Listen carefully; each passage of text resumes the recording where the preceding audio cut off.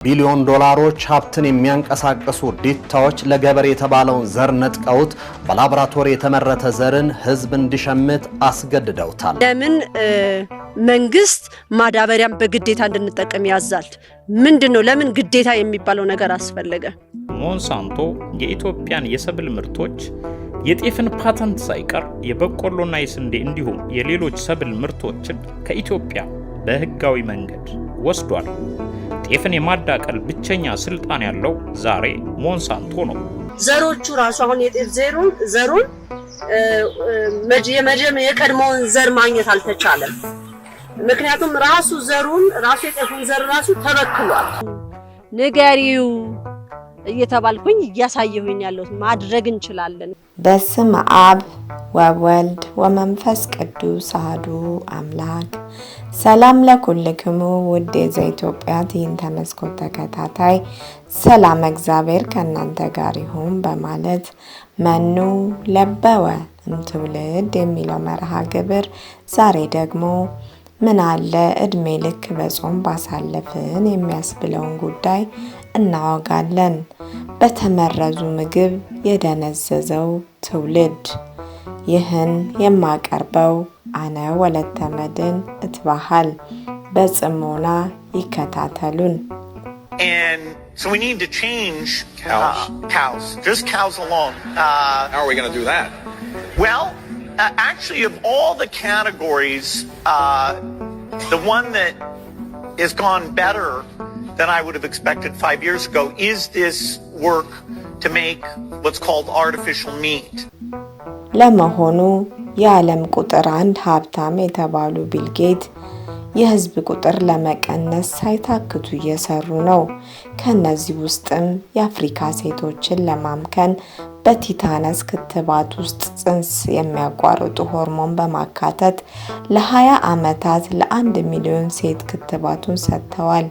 ይሁንና ያሰቡትን ያህል የህዝብ ቁጥር አልቀንስ ቢል አሁን ደግሞ በተለየ ዘዴ መጥተዋል። ዛሬ ብዙዎቻችን የምንመገባቸው ምግቦች አብዛኞቹ የተዳቀሉ ወይም የተመረዙ ናቸው።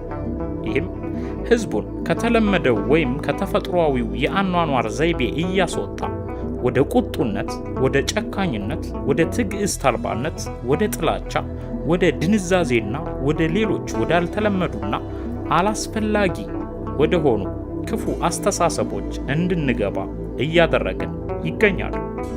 ምክንያቱም ምግቦቹ በቀጥታም ይሁን በተዘዋዋሪ የአኗኗር የአስተሳሰብ ሁኔታችን የመወሰን ኃይል አላቸውና ነው።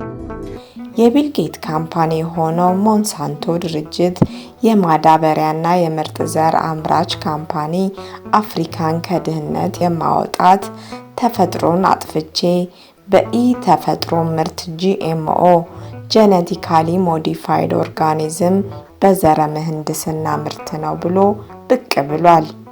ኢ ተፈጥሯዊ ሆኖ በላቦራቶሪ የተዳቀለ ምርት ነው ከረሃብና ከድርቅ የሚያወጣው ብሎ ህዝቡን በኩላሊትና በካንሰር በሽታ እየገደለ ይገኛል። ምሁራን እንደሚናገሩት ከሆነ በልውጥ ህያዋን GMO ያደጉ ምርቶችን መመገብ በዋነኛነት ለካንሰር ያጋልጣል። በአሜሪካ የካንሰር ተጋላጭነት የሰፋውም በእነዚህ ምርቶች ምክንያት መሆኑን ጥናቶች ይጠቁማሉ። ሲቀጥል እንስሳትም ሆነ እህሎች ተፈጥሯዊ ጊዜያቸውን ፈጥነው እንዲደርሱ በመደረጋቸው ከመጠን ያለፈ ውፍረትን እያስከተሉ ናቸው። በብዙ ሀገራትም ምርቱን እንዲያቆምና ከሀገር እንዲወጣ በብዙ ተቃውሞ ምርቱ ታግዷል። ነገር ግን ቅድስት ሀገር ኢትዮጵያ በሀገሪቱ ቁልፍ ሴክተሮች የሚባሉትን ግብርናውንና ሕክምናውን ለዚሁ ነፍሰ በላ ቢል ጌት ካምፓኒ ሞንሳንቶ አሳልፋ ሰጥታለች።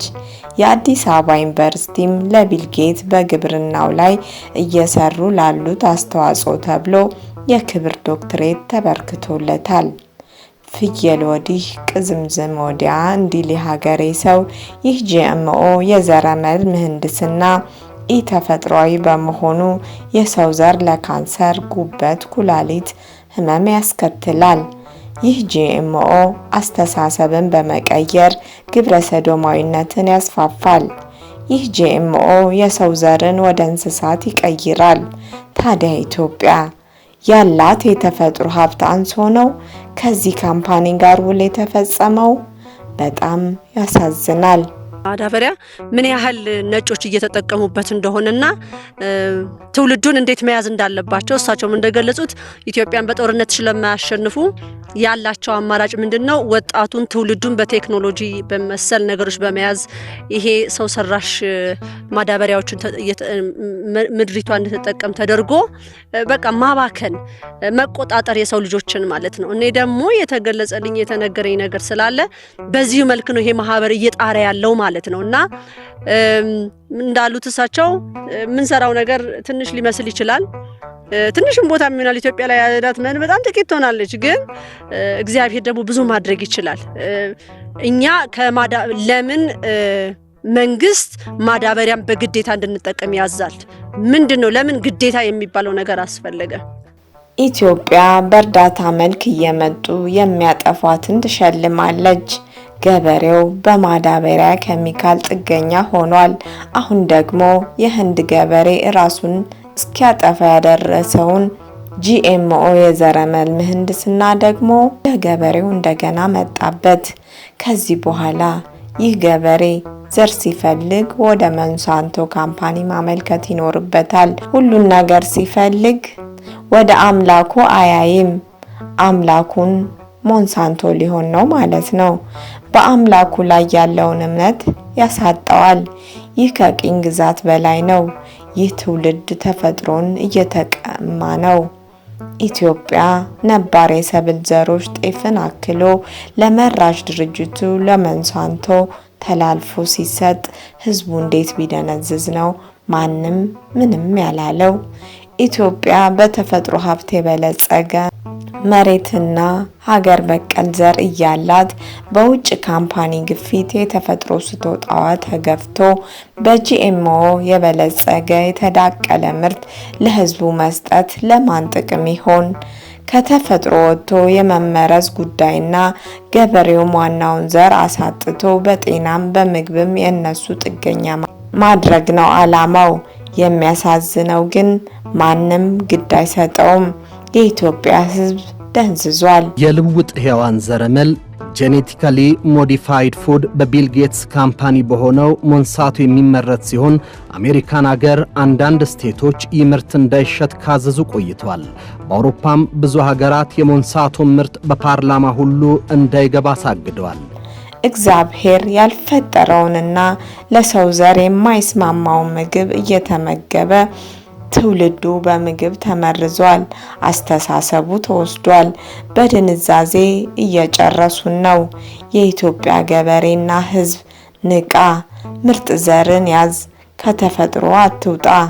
ንግስተ ነገስታት እህተ ማርያም ዘኢትዮጵያ ለኢትዮጵያ ገበሬ መልእክት አላቸው። አሁን ገበሬው ተቸግሮ ያለው ነገር ቢኖር ምንድነው? መሬቱን ለምዷል። ኬሚካል ማዳበሪያ ለምዶ ያለሱ አሁን ማዳበሪያ በጣም ተወዶባቸው ያለሱ እንዴት እንደሚያረጉት ግራ ገብቷቸዋል። እኔ ምለው መድፈር እንዳለባቸው ቀድመው መሬቱን እንዲያርሱትና ቢያንስ ለአንድ ሳምንት ያህል ዝናብ እንዲመታውና እንዲወጣለት ማድረግ አለባቸው። በደንብ አድርገው አገላብጠው ታርሶ ቢያንስ አንድ ሳምንት 2 ሳምንት እንደው ዝናቡ ዝም ብሎ እንዲወርድበት መደረግ አለበት ማለት ነው። መድፈር አለባችሁ ገበሬዎች፣ መፍራት የለም። መሬቱም ጥንትም በእንደዚህ አይነት ነገር አልነበረም ውጤት የምናገኝበት የነበረው በራሱ ነበር። ይሄ አውቆ የተደረገ ነገር ነው። መሬቱ ያ ከለመደው በእነሱ ቁጥጥር ስር ሆነን ያ ከሌለን ምግብ የለንም ማለት ነው። እድሜ ልካችንን የእነሱን እጅ ስናይ ልንኖር ወይ ስንለምን ልንኖር ነበር ያደረጉን ማለት ነው። ስለዚህ አሁን ገበሬው ቆርጦ መነሳት እንዴት እንዳለበት ማለት ነው። የግዴታ ይሄን ነገር መጠበቅ የለብህም። ምናልባት ለአመት ለ2 አመት ፈተና ልታይበት ትችላለህ። ከዛ በኋላ ግን መስመር እየያዘ ይመጣል ማለት ነው።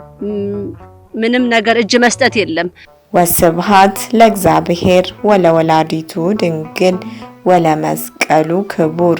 ይመሐረነ ወይሰሃለነ በርትዕ ተዋሕዶ ሃይማኖት ያጽናአነ ለይኩን።